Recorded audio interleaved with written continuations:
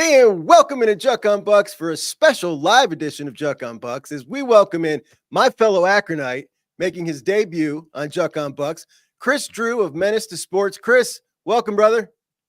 Man, this is awesome. I was telling you beforehand. I've been so excited to get on a microphone with you all day. Juck's one of the good dudes in this space, so I'm thrilled to be here, man.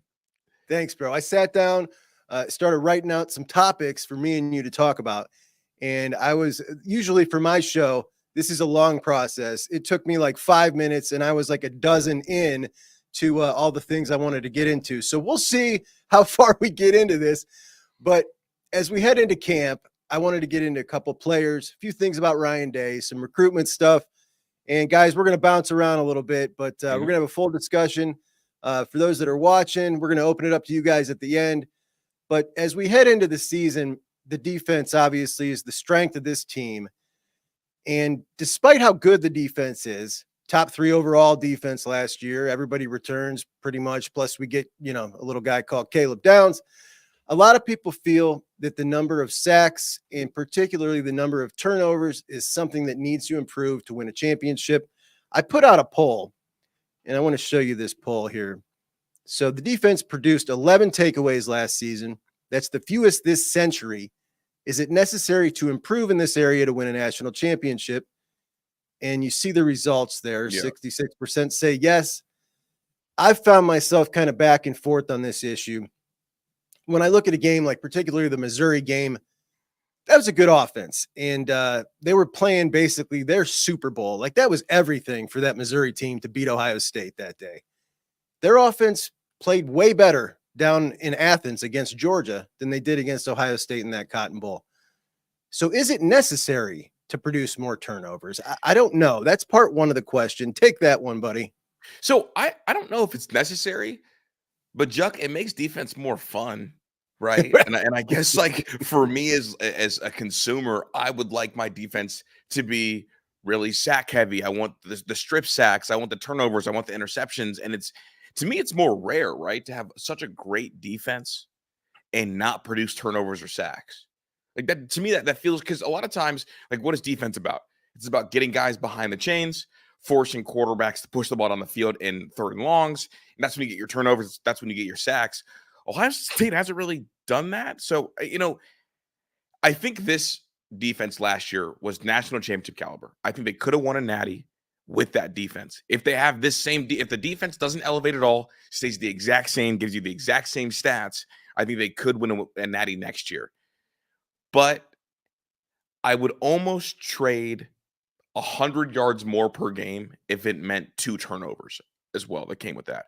Because like when you think about, okay, what stopped us from making it to the national title? Well, Malik Hartford didn't turn his head around and take the ball away. Like that's one of those moments. So good enough to win a national championship? Absolutely. But I would honestly trade a couple more yards per game if it meant I got more sacks and more turnovers. Speaking on those sacks, I mean, I don't know if it's really totally necessary to play that much more aggressive, because I really think we could see Jack and JT absolutely go off this year just by taking the cuffs off of them. Mm-hmm. And that's not getting a whole lot more aggressive. I think the defensive backfield is going to be even better than they were last year. I think they're going to give them an extra tick more time. Quarterbacks are going to be pulling it down more, trying to escape. We're stout in the middle, limiting those lanes. I think this all is going to add up to huge production from Jack and JT. They're also a year bigger, a year stronger, grown dudes. These guys should be NFL rookies. I put a poll up again, 10.5 sacks over under for Jack Sawyer. Most people went over, but not as many as I thought. I think I might have set it low. What do you think? 10.5 for Jack. So regular season and playoffs, I have it absolutely over. Like, are you kidding me? Absolutely over. I think we're going to get like 3 extra games, or at least 2 extra games. I think this is that caliber team.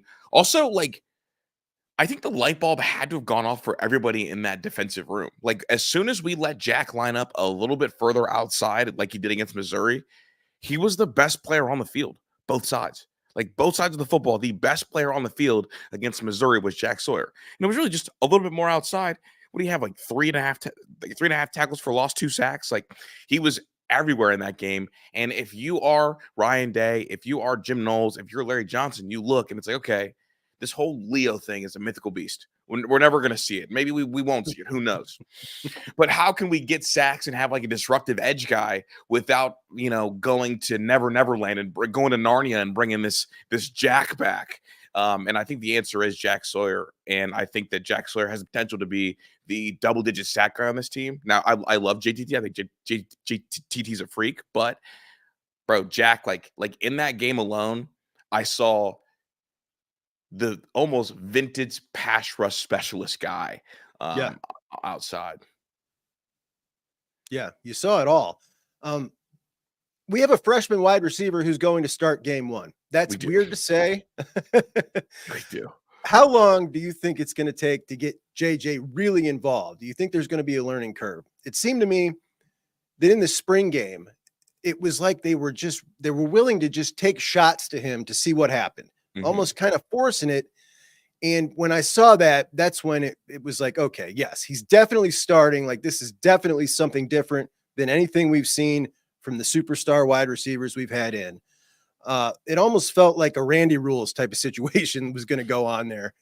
Do you think that that's the way they're going to play it as we head into the early part of the season? Make sure he gets his shots. How do you want them to play it before I want it? Yes. Give him his shots.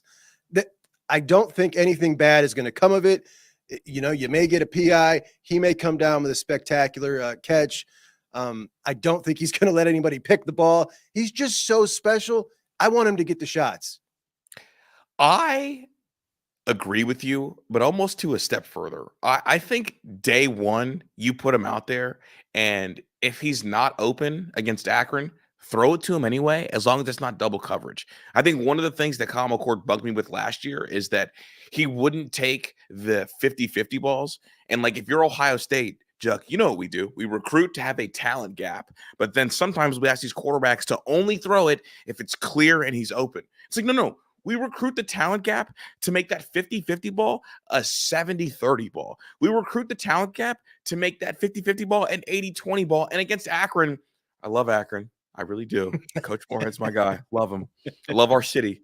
But against Akron, it's probably a 70-30 ball to JJ if he's double covered, with all due respect to Akron. So I think, honestly, I think you show it early, because what do you want Oregon to worry about? Because the best thing you could do, Juck, is to throw him out there early, throw it up to him, let him get it going. And then if you're Oregon all of a sudden and you're going into Oregon and Dan Lanning's looking this receiver group in the face, do I really want to double team a freshman and leave Emeka one-on-one and put Dan Lanning in conflict, be in Dan Lanning's nightmares for 3 weeks leading up to that game? And that's where I'm at with JJ. I think he has to play. Yeah. I've been in we've somehow picked up like the second biggest fan base on this show is the Oregon fan base. They're all, I think they're all over your show too now. So they're infiltrating. And one of the big arguments we've had is who has the better wide receiver room. And I give it to them on paper right now. But by the time that game's played, I don't think that's the case. What do you think?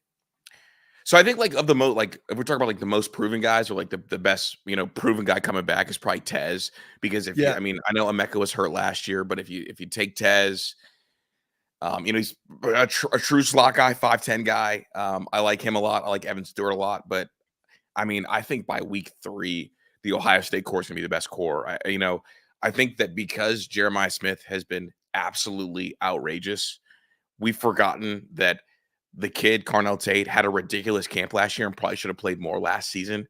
I talked to Denzel Burke about this a couple times, and he said he was absolutely top 3 last year. I mean, I'm pretty sure on stream he compared him to T. Higgins to me, and then he compared, JJ to Julio Jones. And for those who've talked to Denzel Burke, he doesn't really divvy out compliments all like that. So to give those 2 compliments that early to those 2 young kids when he's probably the best pure cover corner on this team, that means a lot. So. No, I think by the time we get there, I think Ohio State. Who's the best receiver coach in the country? We all will say it's Brian Harline. So if he's the best receiver coach in the country and we recruit the best, we got the best development, why wouldn't our receiver unit be the best in the country by week 6? Absolutely. When we talk about the talent gap that we recruit to, one of the things I've heard you talk about, and something I've kind of railed on before, is not playing our freaky guys young. When you get them, when you get the big wins in recruiting, to sit back and, stick them on the bench and they're not ready. They're not ready. It's incredibly frustrating because those are the type of guys that change games. Those are the type of athletes that can win games, set the tone, make crazy plays, end series. Like, they can do so much that you take the bad with the good while they learn. That's my philosophy on it. I think we share that philosophy. However, and it's deflating. It's deflating, Juck. It's like when you see, if you're on a team and the other team has an absolute freak that does some freaky stuff in a long touchdown, you look at your guys and it's like the most complimentary thing you can say for recruiting is there's nothing we could have done about that. And we're talking about someone else that did something freaky. I think it's demoralizing to see a big freak and you look over to your team and you're like, I don't have anybody that's like him right there. I'm sorry, y'all. We just weren't good enough. Exactly. And this is an area I think we both agree that under this regime we've not been good enough at. Cody Simon, a lot of hubbub about Cody maybe being grandfathered into that job before there was ever any competition or even conversation about it, it seemed. And it was a big topic of conversation. Now, when I was at the Woody 2 weeks ago, I snapped some pictures and I was stunned by the 10-yard dash and the 20-yard dash of those boards. I'm going to pull them up here. So the 10-yard dash, we've got Cody Simon right there in the middle of nothing but a bunch of DBs and wide receivers. Now, the 10-yard dash, pretty important for a linebacker. Mm-hmm. We've also got him in the 20-yard dash with a bunch of wide receivers and a bunch of DBs. Is that Ballard below him? Yes. In a 20-yard dash. Wow. We've also got him in the pro shuttle. So now we're talking short area speed and change of direction. Cody Simon is pretty damn freaky, bro. Yeah. That's freaky. I was not familiar with his game. Holy smokes. You know what I'm saying? Like, I think we've undersold this guy massively as an athlete, and I don't know how I never knew it. But then I was thinking, okay, wait a minute. Maybe these could be old numbers when he first came in, and I'm looking back. How much did he weigh when he first came in? He was 218 when he came in the door. So, I mean, I'm telling you, guys, I think that this dude might be quite a bit different as an athlete than I thought he was originally. And that makes me a little happier because I was kind of feeling a little bit torn about that situation. I've heard you talk about it before, how he was just kind of like, obviously it's Cody. Why is it obviously Cody? You know what I mean? Like, we got these two crazy athletes. We want to see them on the field, though I do think they're going to play a lot. What do you think about this linebacker core? I'm still torn about Cody Simon because, first of all, he's definitely freaky. Those are definitely some alien numbers. And Zach was talking to a coach at Ohio State the other day, and he was like, like the stuff that Cody does is kind of insane, and people don't really realize it yet because he's like a more quiet kid. Didn't really get a ton of pub, and usually people think that the longer you're at Ohio State, the more athleticism you lose. Like, you can only be a freak athlete if you're there and out the door in the first 3 years.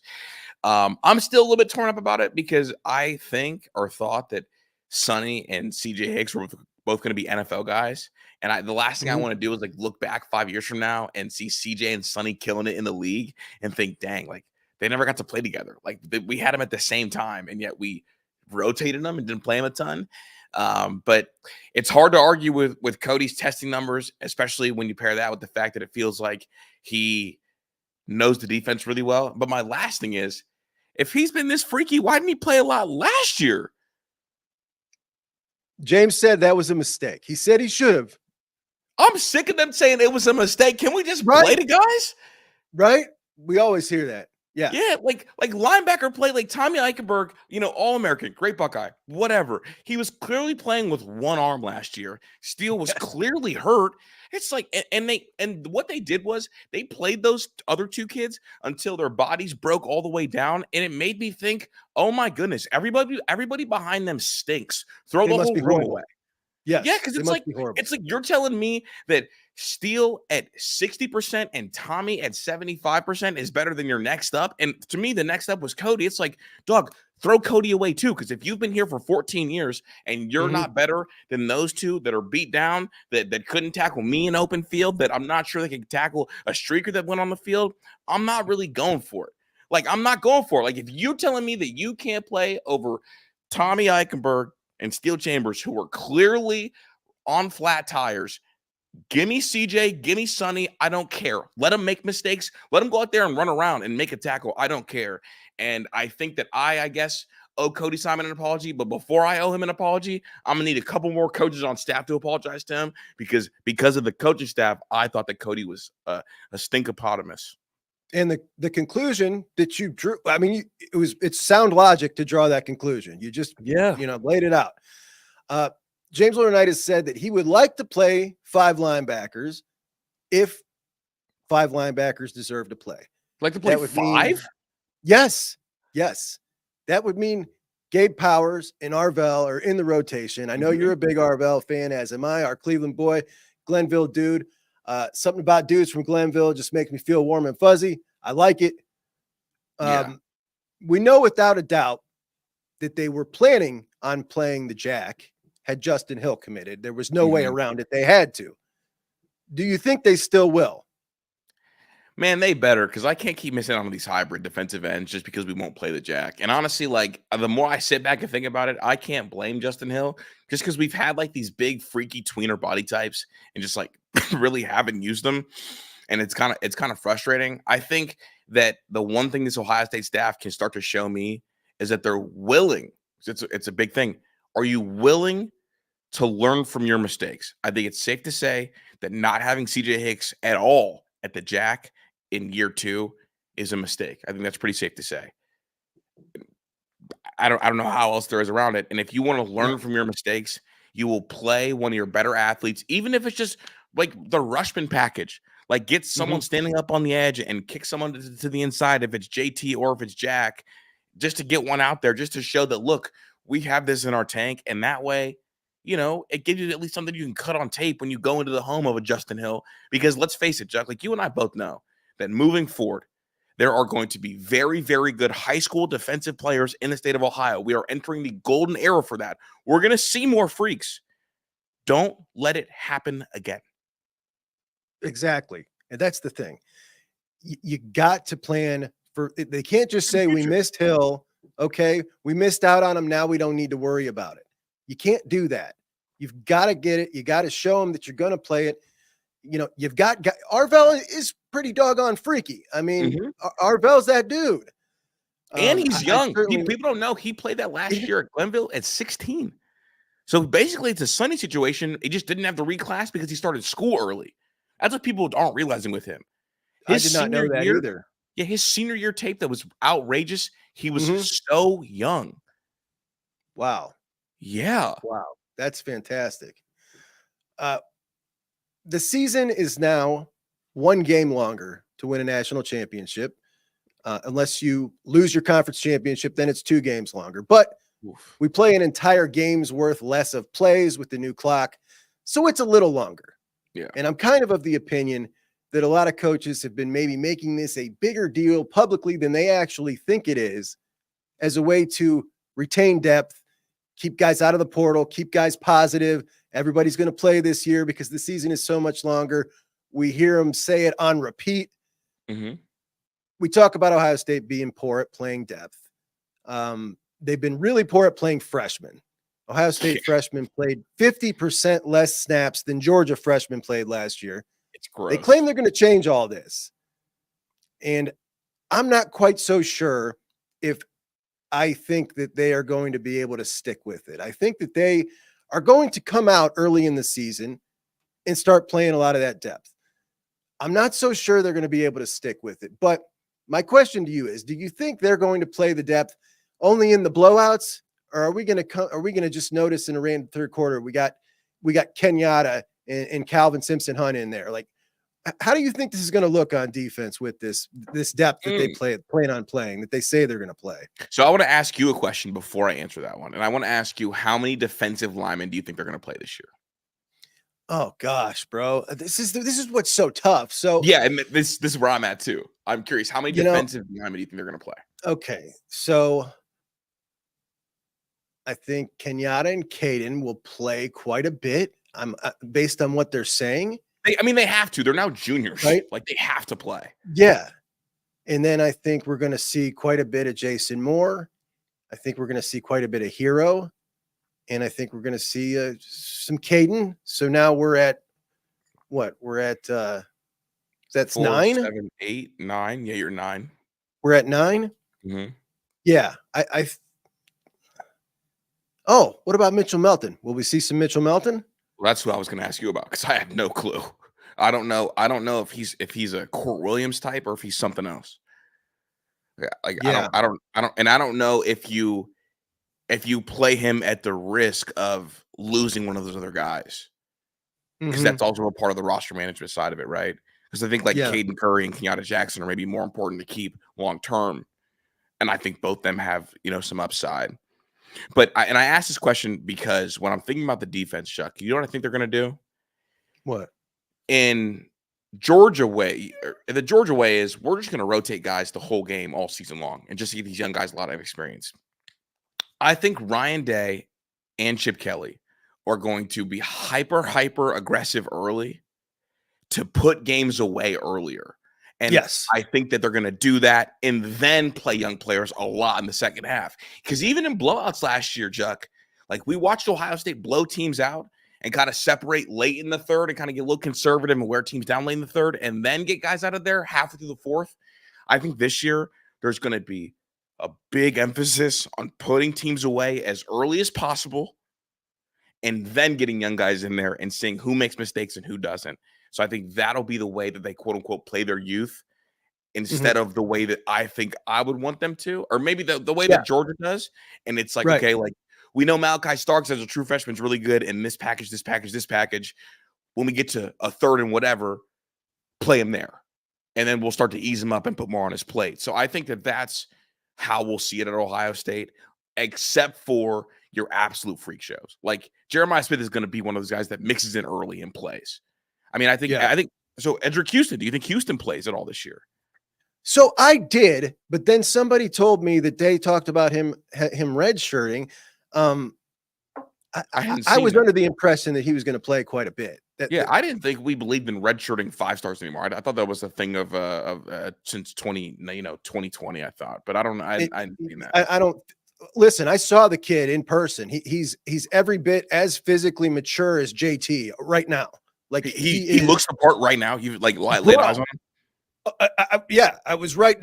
He's enormous. He's this thick from front to back, and he's fit. I mean, I was stunned because he didn't look like that to me in a picture. I was like, what in the world is that, dude? He's ready, bro. Like he is ready. He's got his adult muscles. Yes, I was pumped up when I saw him. I was like, are you kidding me? So I was like, yes, this dude's definitely going to play. He looked really good in the spring game. So I'm going to say he's going to play. I don't care what he said about the red shirt. I'm going to say he's going to play. So now I'm at 11 because 11. Well, I'm going to add Mitch Melton because I think we are going to see Mitch. So I'm at 11, but I'm with you. I want to see the rotation. I want to see that. And I do think that it is going to be more of the blowout situation. And I definitely think that they are coming for blood early. Like they want to get up big. And I think Day made that clear at media days. By the way, did you notice I don't know how much of the media days coverage you watched, but Ryan Day looked different to me at this media days than I have seen him ever before. He was walking around like he owned the place. He looked like he had a confidence and a swagger. Not generally the Ryan Day, not the impression I usually get from him in those settings. Everybody was looking to him like he was the Nick Saban at the SEC media days. Like he was the dude. And I really liked it. I feel like the CEO role is somewhat changing him. And I think the biggest part is being able to have Chip, who, by the way, said, I trust with my life. Like, I didn't know it was quite that deep, like that serious right there. I think that is really relieving so much off of his plate that he's really becoming I don't know, maybe more of the way he actually is in real life, just maybe a more chilled out dude. But it just seemed different to me. Did you catch up on any of that? Did you see any of the interviews and all that jazz? Yeah, you know what he felt like? He felt like somebody that knows something. It's like Yes. almost like, oh yeah, like you guys are worried about something, like you guys are worried about Oregon, you're worried about Michigan, but like I've got the big gun in the car. Like you guys are all like, I'm the one that knows something. And that's kind of the impression I got from it. It's like you know what it felt like? I always imagine like if someone was a time traveler and went back in the past and like bet on 3 straight World Series. And it's like just sitting in the crowd, like looking like, oh yeah, you guys are all worried, but I've got a lot of money on this game. But I'm so cool, calm, and collected because I know something that you guys don't. That's how he felt. And it's definitely a little bit of a different feeling. And I think it has to do a lot with honestly not being the play caller. And I'll throw this out there, not being the quarterback coach. Like, Yeah. I think that really weighed him down.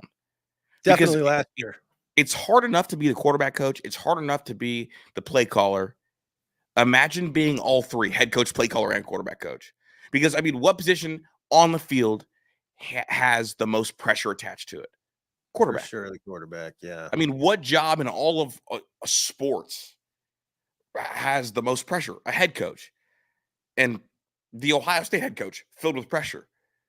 Like he took the 3 most pressure-filled positions and crammed them all into one, and we could see it. The bags under his eyes look like full pillows Yeah. at times.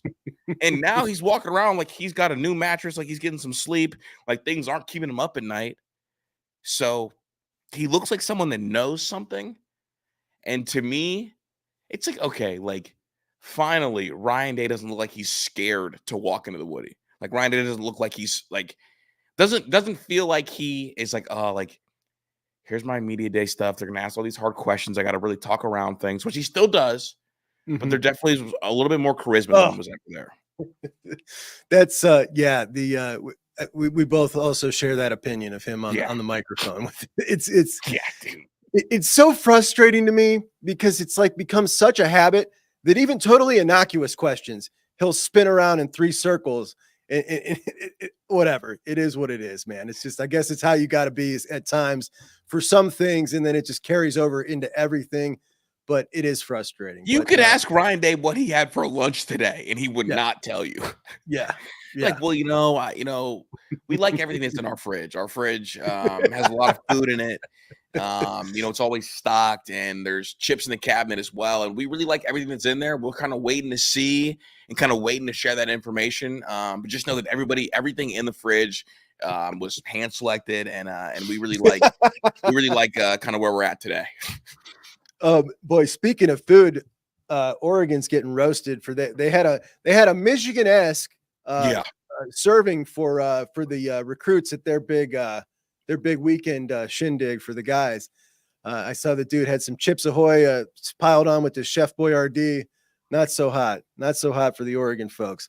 But we've talked about obviously a lot of stuff with the offensive line recruiting, but I want to hit on this because all right. So the small net in 2025 that I believe we are both of the opinion that Justin Fry kind of hamstrung himself with this philosophy, and then essentially admitted to everybody that it didn't work when he pivoted off of it towards the end of May and June, when a flurry of offers went out so fast that he couldn't even get them all out himself. He had Chip send him one out in California and Carlos Loughlin down in Texas with Fanuco. And we've talked about it before.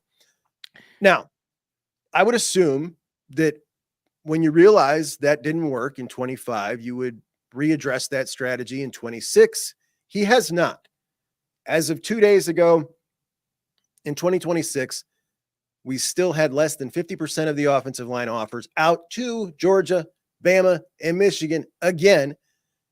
And when you make a decision, admit that it's wrong, correct your course, whatever, dude.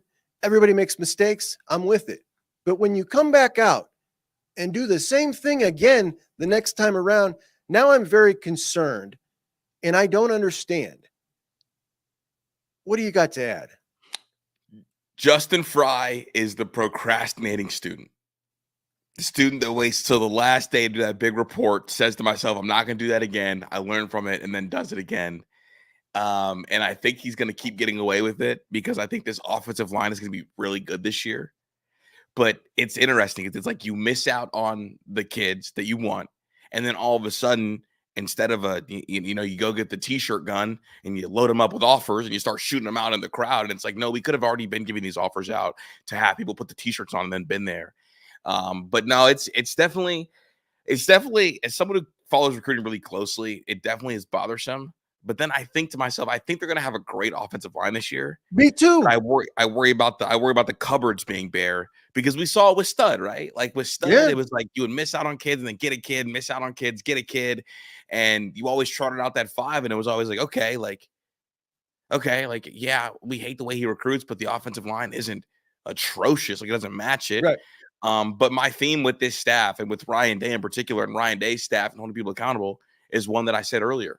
I just want you to learn from your mistakes. Not just tell me that you've learned from it, but actually make the correction.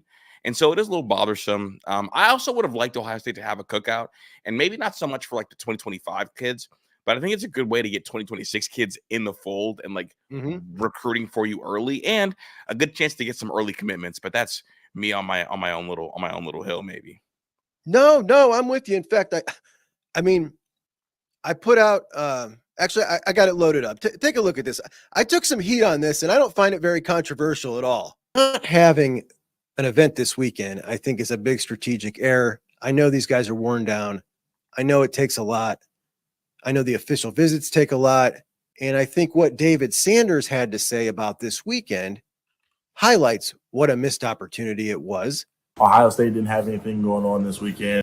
David Sanders goes to Tennessee and Nebraska this weekend. The line coming out of Tennessee, and that is Ohio State has dropped off, and this is now a Tennessee and Nebraska race. Coming out from the people who are hopeful that he ends up at Ohio State, and that is he's seen everything he needs to see at Ohio State to this point. He's just going to confirm at Tennessee and Nebraska that he loves Ohio State the most. All his Buckeye questions have been answered. And when we listen to Spencer Holbrook's comment, they didn't do anything because they feel good about it. Well, they better. Now, Kris, I don't find that to be controversial at all. When you have the opportunity, and you only get a few, to have all your guys on campus, and you choose to not take that opportunity, and those guys then all go on someone else's campus, is it the end of the world? No. Is it the end all be all? No. But we know how recruiting is, and we know how young men are. When you are now on a campus, when you got Naeem Offord at Auburn, and Zion Grady at Auburn, and Zahir Mathis at Penn State, and Chris Henry Jr., and we're talking about 26, Rock Hill at Oregon, when they're there and they could be here, it's less than ideal. So if it's less than ideal, then why not just have it? And you avoid this, right? And it's funny. It's like the comments about being worn down. It's like, come on, y'all. Nobody else is worn down. All right, here we go, Juck. If they're just really pretty girl that lives down the street from me, and there's 2 guys on the block that are both trying to date her, and she wants to go out that night, and she calls me. She's like, "Hey, like, what are you doing tonight? Do you want to go out?" And I'm like, "No, I'm pretty worn down." And I know that the other guy's gonna want to take her out. It's like I can just avoid worrying about this kind of thing and worry about her going on another date if I just go out. It's like, the one thing I just want to avoid is why do we keep opening the door for other schools? And maybe it's me looking too much into these events, but I mean, these other schools do these events for a reason. Now, I will say this. Yeah, I will say this. I do think we leave David Sanders. I feel really good about David Sanders. I think he is a Buckeye, but I don't like the anxiety of having to wait this thing out. It's like, why are we punting on 2nd down? We can run it on 3rd. For the record, and obviously I can't put that out in a 60-second clip. That was a long segment, but yeah, I do still believe that we lead for Sanders. I'm not buying all the nonsense that's come out recently. I don't think he went to Tennessee and Nebraska because he's checking them out because they're his final two. I think he just wanted to have some fun this weekend. And there was no fun to be had in Columbus. We're the no fun team. Yeah, you know what I'm saying? Like, that's what I think. And to me, it was less to do about Sanders and more to do about everybody else being on other people's. It's more about playing defense to me. You know what I'm saying? Mm-hmm. Which playing the defense. best defense is offense. There we go. Zahir Mathis on Penn State's campus again, still not taking an official to Ohio State. Yes, he's planning one during the season. This dude's now got 3 teammates committed to Penn State. This doesn't feel good. I never hear anything out of this guy. I never see any interviews from him. If we're talking flip candidates, a lot of people like to throw out Offord. They like to throw out TJ Alford. Dude, Zahir Mathis, like, I feel like we're on the brink here of a coin flip situation that this guy remains in the class. What are you thinking? Yeah, I think it's not talked about enough because I think he's actually super important for Ohio State moving forward.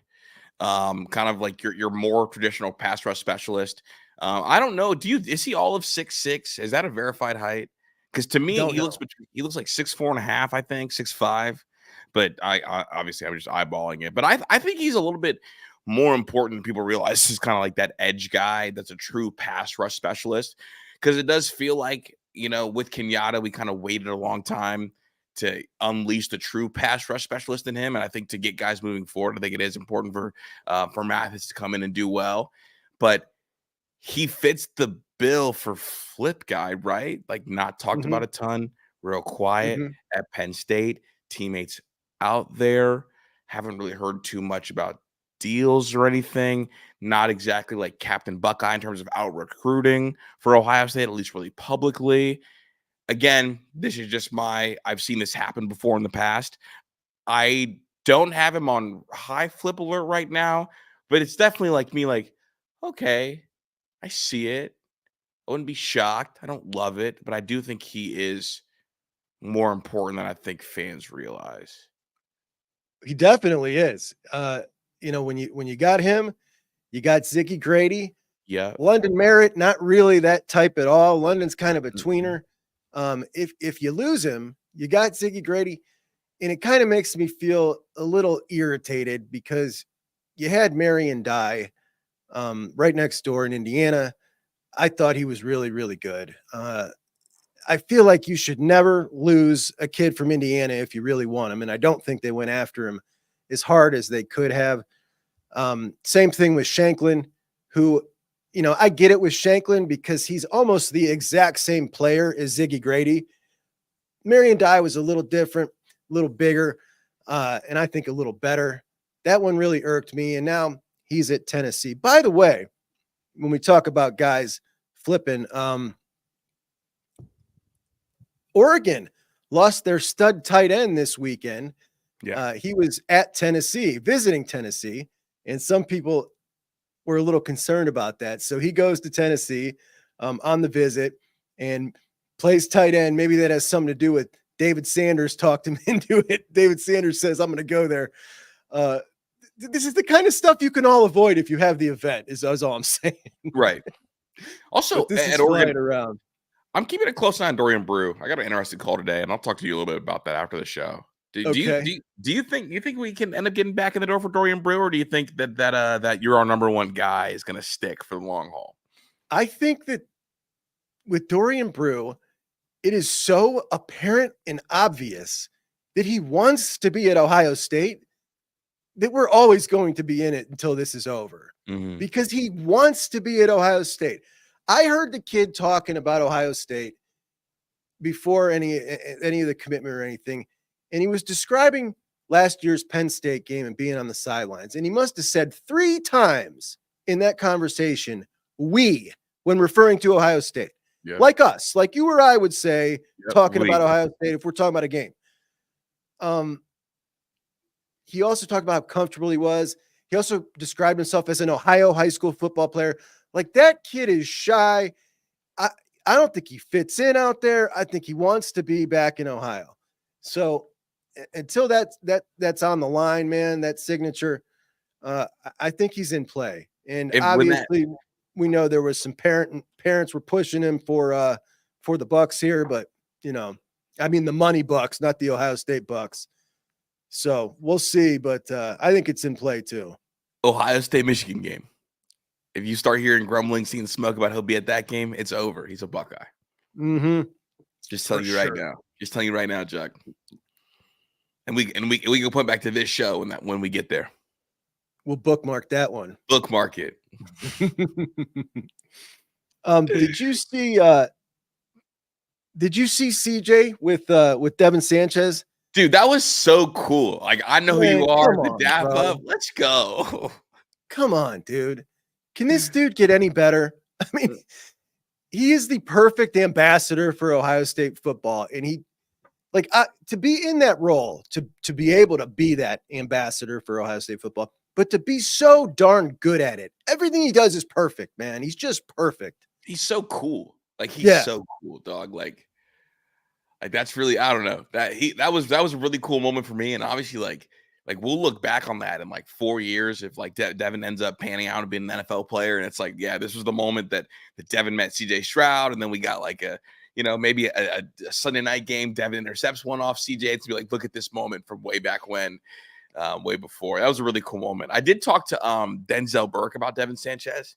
And he was like, because I was talking about next year's, unit of corners. And he was like, man, look out, because they do not make them like Devin. Like, Devin is a freak's freak. So, that's a kid that, really honestly probably plays super, super early at Ohio State. And, again, I've talked to Denzel plenty. I'm not going to say some of the other stuff he said about players, but divvying out compliments is not something he does all willy-nilly. And so that one that one definitely caught me up a little bit. I'm telling you, man, when I was watching him in those clips training with Jeff Okudah, I mean, talk about similar. They were, everything they did looked the same. Fluid feet. And also, do you know Devin's a 10.5 guy? Really? No. Yeah, he's a 10.500 meter guy, man. And that's what Denzel told me. I'm like, man, stop it. He's gonna be 6'3" by the time he gets on campus. Good hips, good feet, and a 10.5. Because what is he? He's 6'2" right now. Dude, he looked taller than CJ. Yeah. I don't know if it was the angle of the picture. It was wild, man. He's something for sure. But oh, you see, we got on 3 had taken us, Alabama had taken us over for the #1 class in on 3. Mm-hmm. We took it back over because they had 2 kids flip. The one kid had committed to Alabama, then he decommitted and committed to Auburn. Then he flipped to Alabama. He just flipped back to Auburn. This kid went two times. He did the flipsy-do for Alabama and Auburn, and we got the #1 class back. But so does that kid flip again? Does that kid flip again, Juck? I don't know, man. I think 1, 2, 3 flips. That's got to be it, right? All right. No. Here we go. Now, what are the odds that he plays for both schools? Do you remember that one bro that got the Auburn tattoo? Yeah, he went to Bama. What was his name? Chat, help me out. What was his name? He ended up being a really good player. Yeah, he was. I forget, man. He was a stud. Yeah. No, there is a 60% chance that kid plays for both schools. Because now you can do it, right? You can have everything. Can do it. You can have the NIL dollars. You can play for Alabama and you can play for Auburn. Just gotta go back and forth. Yeah, I am so impressed, Kris, with Kalen DeBoer, dude. I'm telling you. Me too. When we did the hypothetical question, everybody did at the end of last year after the Missouri game, who would you choose if you didn't have Ryan Day? If they let him go. For me, it was Kalen DeBoer. And then he went to Bama, and I said, nope, not there. It's not going to work there. Mm-hmm. It could have worked at Ohio State. I don't think it's going to go good there.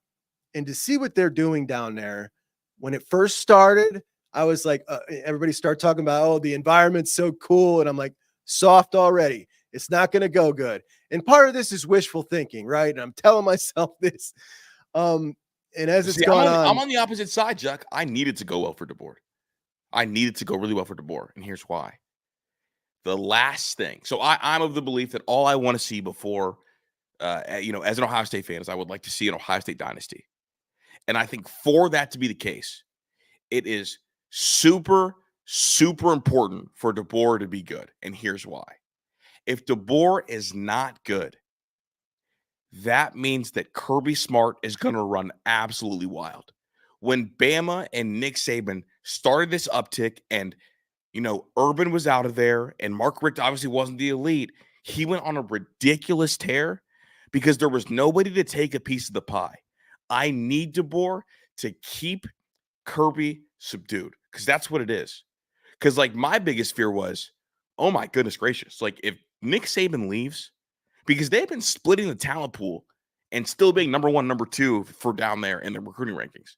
Mm-hmm. I need somebody to take a chunk out, or else you're going to run the risk of, I legitimately thought to myself, as soon as Nick Saban retired, oh my goodness, Kirby could legit have a 10 5-star class. And I don't want that. So I'm glad DeBoer's doing well. And I do think that, honestly, I'm a Dan Lanning guy. If Ryan was out of there, I'd want Dan Lanning. I know Dan Lanning has his own set of issues in terms of never beating DeBoer, never beating his rival. But I just like the way he speaks, like how fiery he is. But I need DeBoer to be good, not Nick Saban good, but I do need him to be really good to make sure that that Kirby doesn't turn himself into freaking Thanos and start snapping and watching the whole program disintegrate. I mean, listen, the way you just laid that was just a beautiful point. It's absolutely fantastic and very well put. Thank you. As far as Lanning, I'm a Dan Lanning guy as well. I just, when it comes to building a program, I don't know that we've ever seen anything quite as impressive as what he's done in such a short amount of time. Now, he needed the money to do it, right? But to go the way he's doing it, I mean, that roster went from good to just, I mean, it's going to be a top two roster in a couple of years. They're going to be 1, 2, 3, where it was Alabama, Ohio State, Georgia. I think they're going to be right there. If they're not already, they're 2013 Ohio State.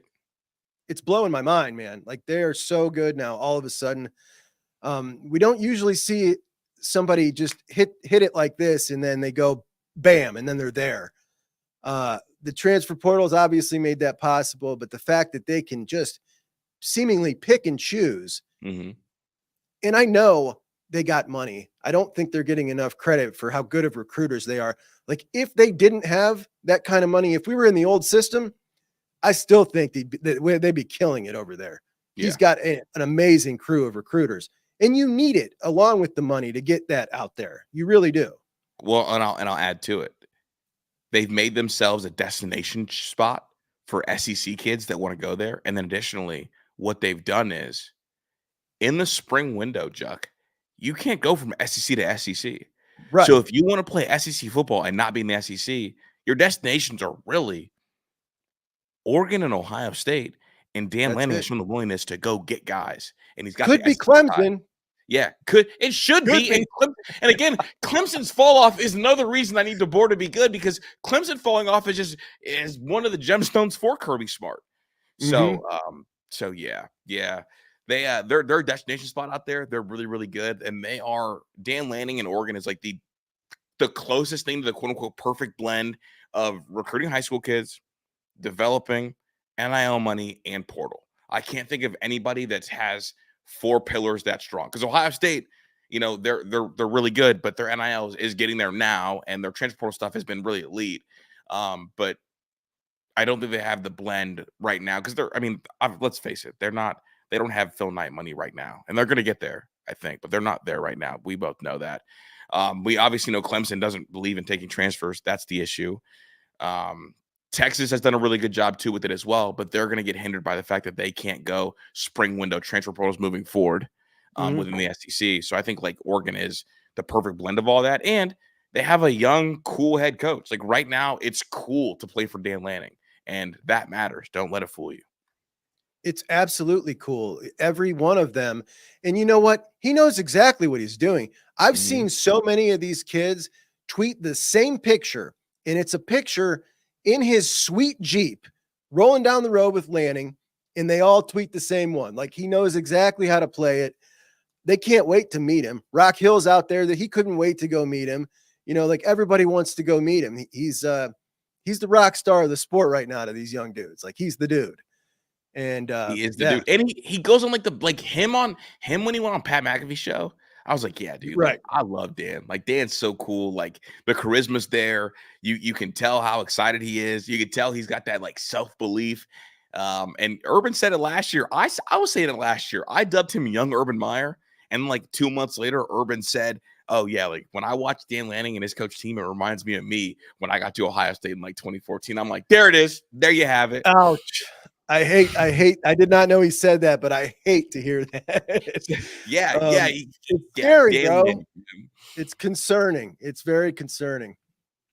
But Ra Thomas at Georgia, bro. So I don't know that most people knew this, but this dude, a month after he signed with Georgia for Mississippi State in 2022, was arrested for false imprisonment. Yeah.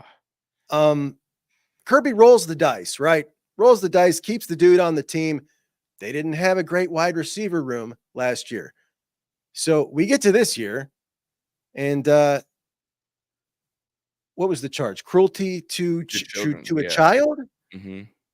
Now, with all the other stuff that's been going on there, if you roll the dice on someone like that and you keep him around, and then something like this happens, you would normally see that would be a huge story. Like all of our lives following college football, like that would be like everywhere. And I don't understand why it seems like they get this pass that nobody else seems to get. Does it seem like that to you as well? They absolutely get a pass. Like, I don't get it. SEC, well, it's because like it's the ESPN thing, right? Like it does not help ESPN for their new cash cow, their new team with it just doesn't benefit them to make this a big story because it absolutely needs to be. Like this is a really bad case. And if you're, I mean, did you see I saw it on like College Football Headlines put out a tweet that Kirby Smart put a happy birthday to Ra because his birthday was over the weekend. Somebody just told me that, dude. I didn't know that. I saw it and then it was quickly deleted. And I was like, yo, like this has to get in check. And I wish that like there was more people to cover this one fairly and like sink their teeth into a little bit. But I just couldn't. If I was a fan of Georgia, I would want the kid dismissed and then investigate, early suspended. Because as soon as I hear like the child thing gets with me, dog, like that really bugs with me. And the fact that it's the second case, right? Mm-hmm. And the first one, the way the first one got dismissed, I was told that it was a little odd, like maybe some behind the scenes stuff. I don't know. Little influence, yeah.